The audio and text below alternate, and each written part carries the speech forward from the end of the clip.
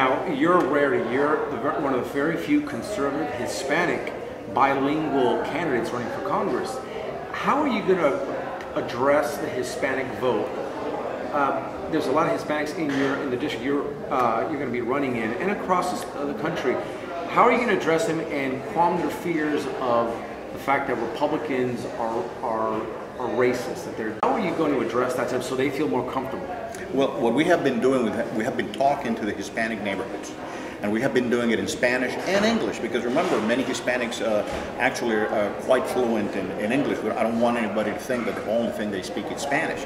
I would say the vast majority of them do speak English. But those that speak Spanish, we speak to them in Spanish. And what is resonating quite well with them, and Democrats haven't done this effectively, actually no party has done that effectively in Tampa, and that is talking to them, explaining to them why the Republican Party is the closest thing they have to their true values. They do have faith values, they have family values, their families are mother, father, children, they are God-fearing people, they're hardworking people. In Tampa, the vast majority of the small businesses, about 70% of the small businesses are owned by Hispanics. So it resonates with them when we explain to them, not in big words, talking about outlays in 2014, but we explain today what it will mean for that hardworking individual, that next year they will become Obama's enemy because their businesses make $200,000, $250,000, so they have to be ready to pay 44% tax rates. What is your take on English being the official language in the United States of America? It is imperative. We need to have one solid language in order to have a common, uniform bond and understanding of laws, culture, and societal understanding.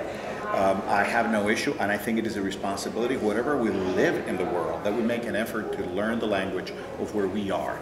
It is the right thing to do. It is actually the proper thing to do. And folks that come into the United States, it is not unreasonable to ask them to learn English, as it is a key for success and getting ahead in our country. And lastly, going back to the immigration issue, do you feel that the immigration issue is primarily a national security issue or a race issue? Because there's a lot of race baiting by people on the Democrat side. They feel like, hey, Hispanics are here. If you come here, they're going to persecute you if you're here illegally. Can you speak to that? Well, the Democrats, they have a great ability to wedge people. They like to step in between people, classify them rich, poor, black, white, Hispanics, non-Hispanics. And we're really all one. We all need to work together. We need the people that have businesses for us to have jobs. We need to have a common understanding in the community for us to work together. And enough of this breaking apart of what the Democrats are doing with the Hispanics and the African American community. They're actually, their policies are actually keeping them down. The real threat to the Hispanic community is the Democratic Party with their liberal entitlement welfare ideas. The Republican Party doesn't do that. The Republican Party, on the contrary, it emboldens them to provide for their families, to be productive members of society, and they want to do that. But we need to be very clear with them, and that's what we do. We're very clear with them.